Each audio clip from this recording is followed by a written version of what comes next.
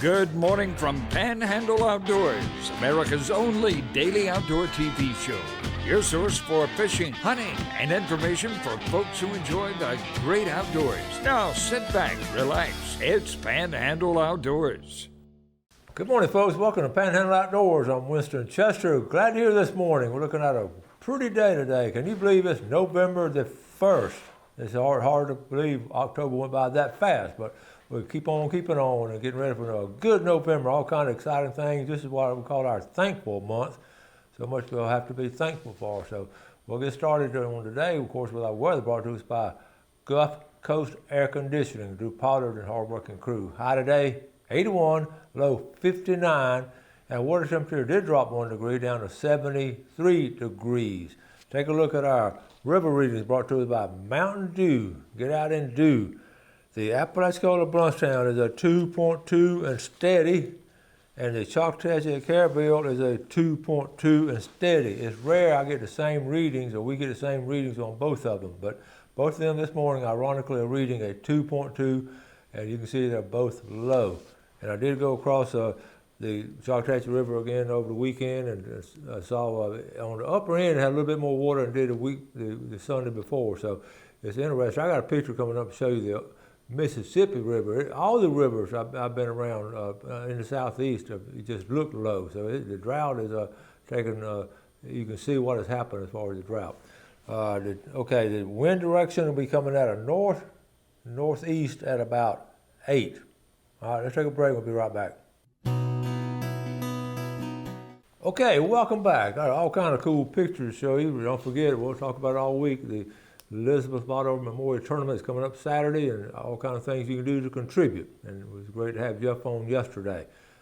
Tomorrow's guest will be Travis. Okay, Travis coming on with FWC. Then we'll have more guests coming on the rest of the week, and all kind of exciting things. But let's look at some of these pictures about exciting things coming up. You know how we love these cookouts at the different churches throughout the Panhandle? Well, this is taking turns now. First Baptist, it's their turn. Thursday, November the 17th, that's about a couple of weeks.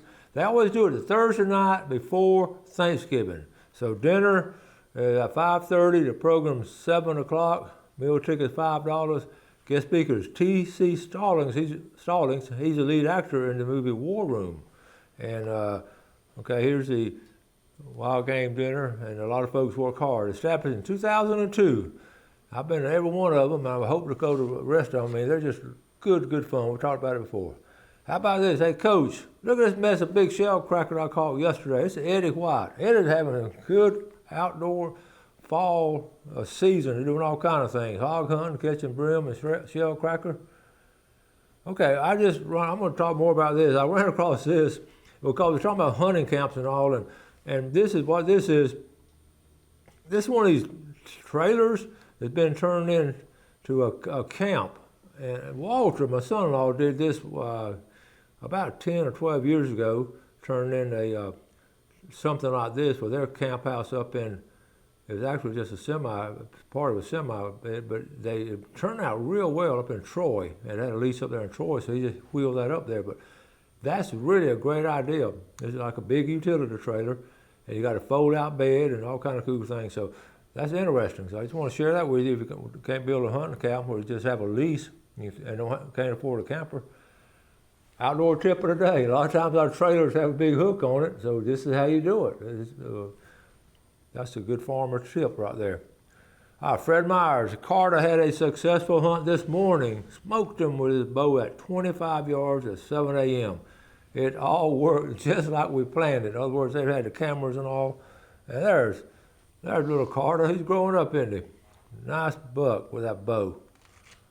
Good one. All right, Terry G. down at Blue Water Outriggers. Okay, I want you to read this. Okay, he got 5 species of fish on the same lure. So he had a mudfish. Okay, all fish released alive except the mudfish, of course. All caught on a Betts spinner. Now, if you ever fish, you know what a Betts spinner is. That's just a standby, reliable, and a crappie and a panfish procure. All available at Blue Water Outriggers. So he caught 3 pike, 2 shell cracker, 4 crappie, and 2 bass. So here's a series of pictures. There's your pike there.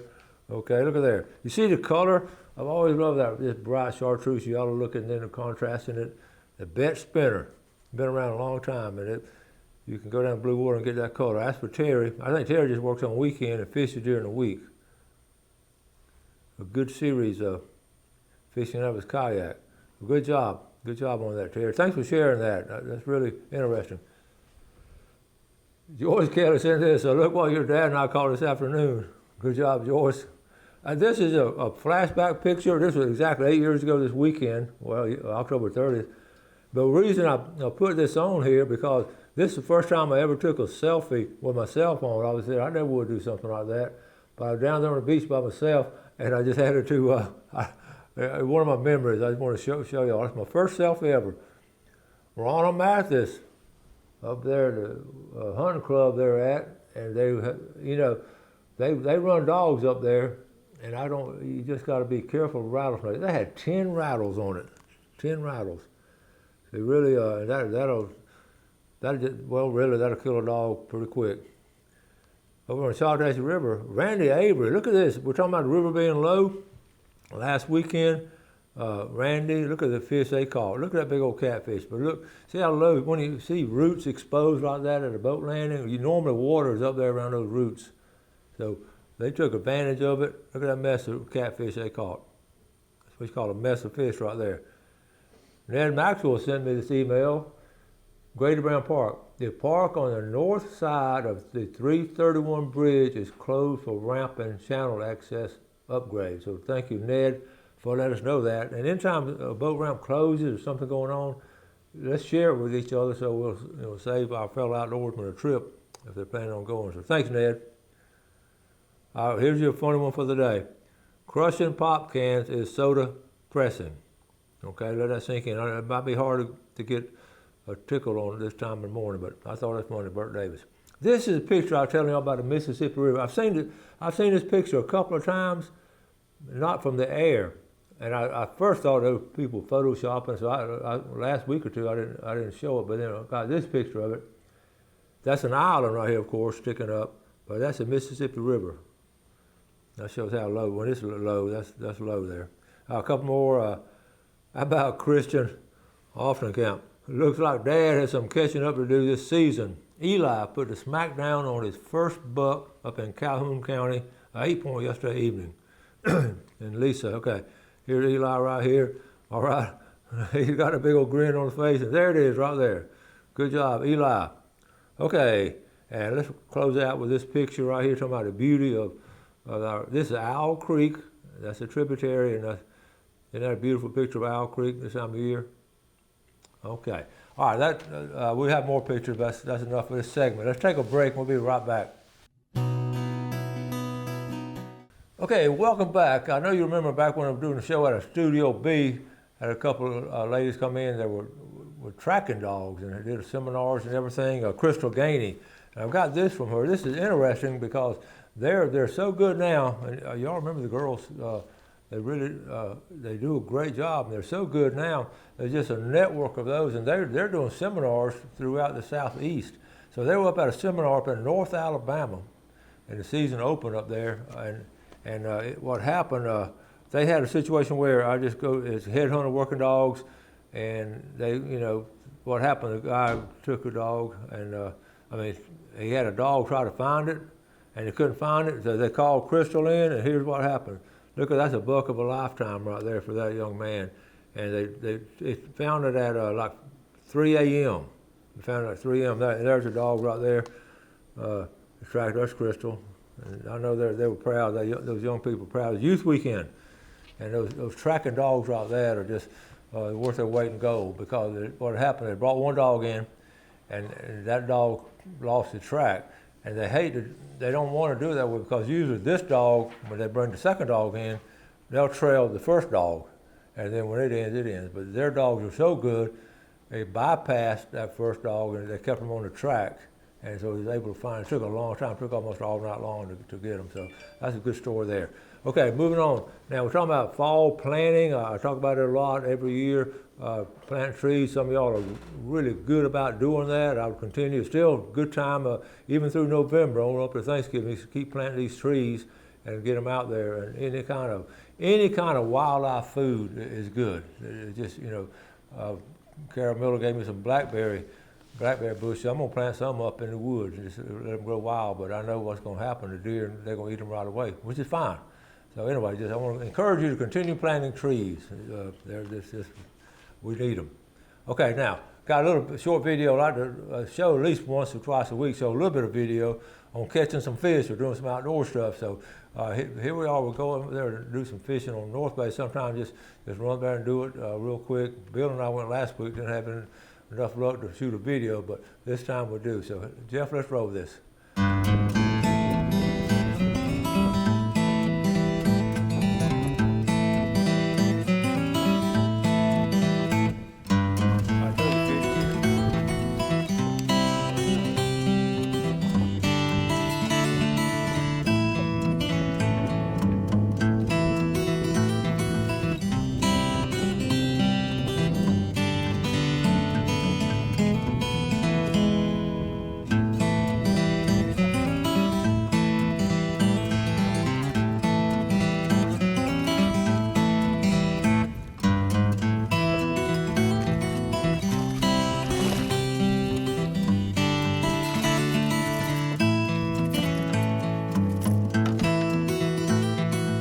Gold spoon, look at there.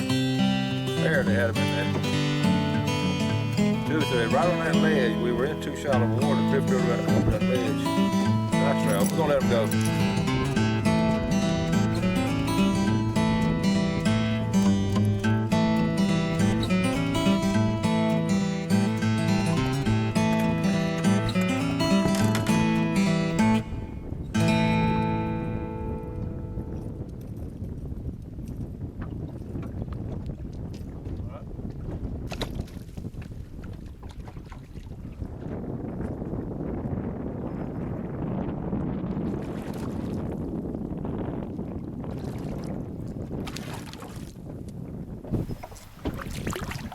This is a bit bigger here, a little bit bigger.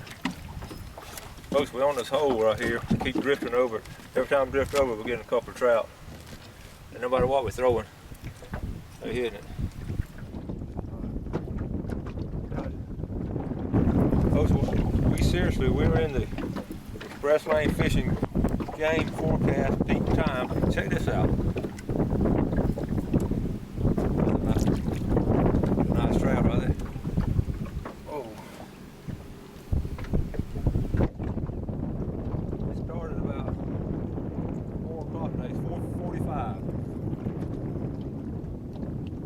That is a nice trout right there. Look at that.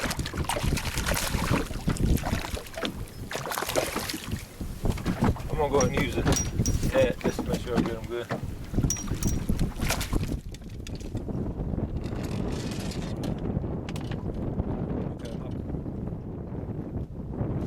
Beautiful speckled trout. All right, we'll let them go. Nice trout. Another one. Folks, this is fun. There it is right there. He's on the bottom. He's hugging the bottom. Ooh. He's under the boat now. I don't want to give too much pressure. You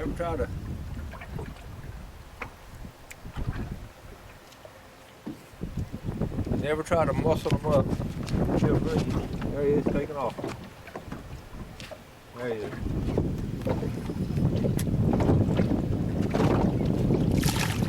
There you go. Released him right there. Saved me the trouble. That was about a 15-inch, 16-inch trout. We're in about 2 feet of water. That's a choker. Show you the variety. Now I'm going back to a gold spoon. Hit that gold spoon. There's that little brim on it. Last cast. I always say last cast on last cast, but it don't always mean it's my last cast. But we're going to start wrapping things up here on North Bay.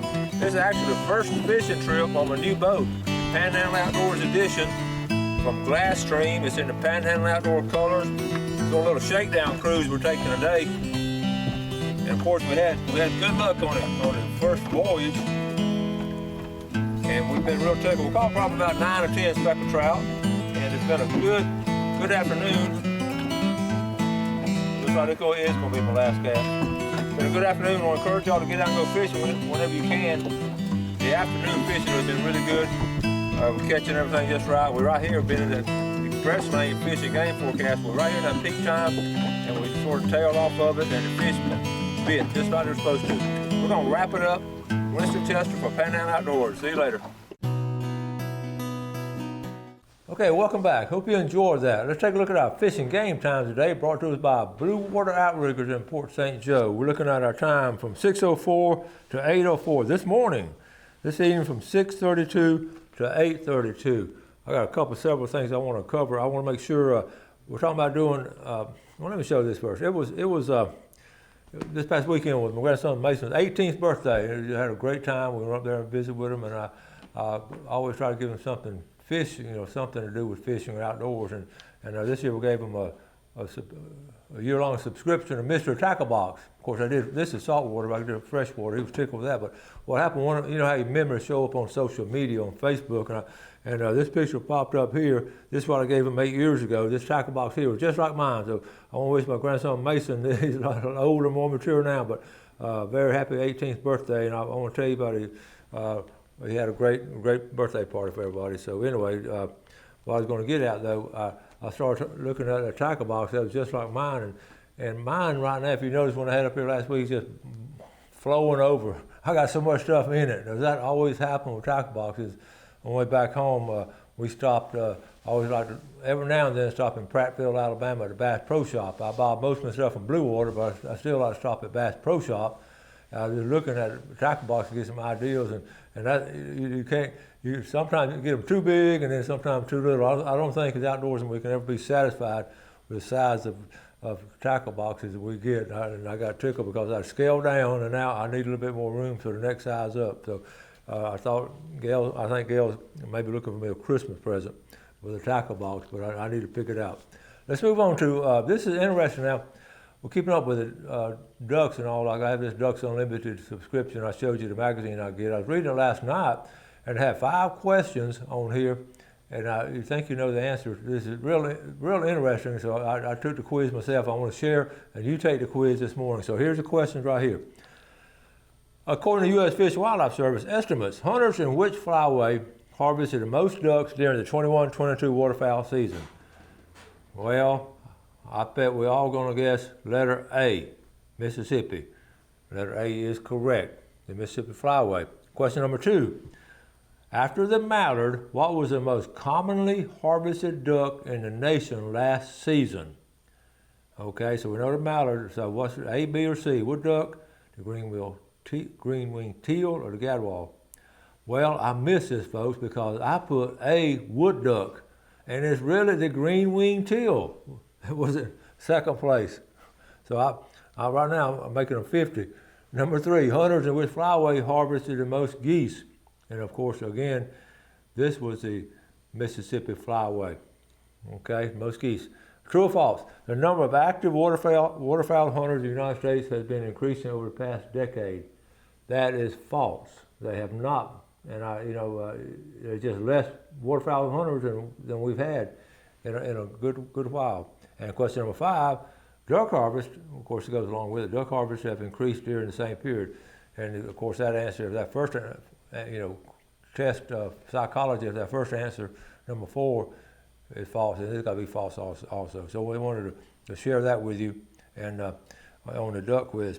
So anyway, getting back to the tackle boxes, I want to, but the flyways, that Mississippi Flyway, it's phenomenal, the growth on it as far as how they do the conservation all along the flyway. That's why it's still the Arkansas area and Mississippi area and way on up there to Wisconsin and all. That Mississippi Flyway is something else. Okay, on the tackle boxes, when you're trying to find a tackle box, I was looking at them Sunday on the way back and we were looking at different sizes.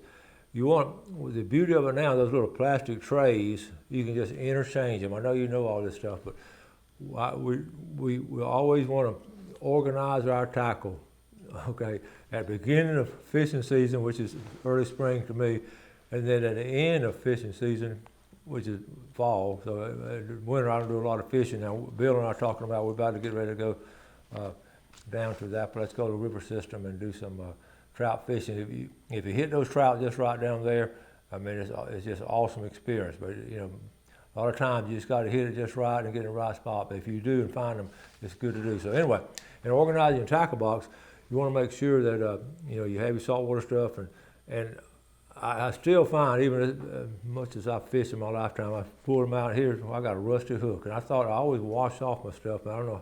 I think rust just comes right now through the freshwater wash off. I get tickled. I say, what happened here? So when you get your tackle box organized at the end of the season, like we are now, we're wrapping up the fall season. Make sure you get your winter box, because you're gonna fish differently this winter. And we'll do a lot more trolling, and then we'll troll around until we find them, so we get setting up with that gear. And I also have an eye that came off my rods. These rods take a beating now. I don't know. I don't know if they don't make them as good as they used to, but they take a beating. My customized rods, you can't beat those things. All right, I got to get out of here. Like I said, we'll have Travis come on tomorrow, and we'll talk about a lot of FWC happenings. You do something good today for someone else. You have a great day. Enjoy the outdoors, and God bless. Thanks for watching America's only daily outdoor TV show, Panhandle Outdoors with Winston Chester, featuring hunting, fishing, and other activities and information to help you enjoy the great outdoors. Join us next time for Panhandle Outdoors.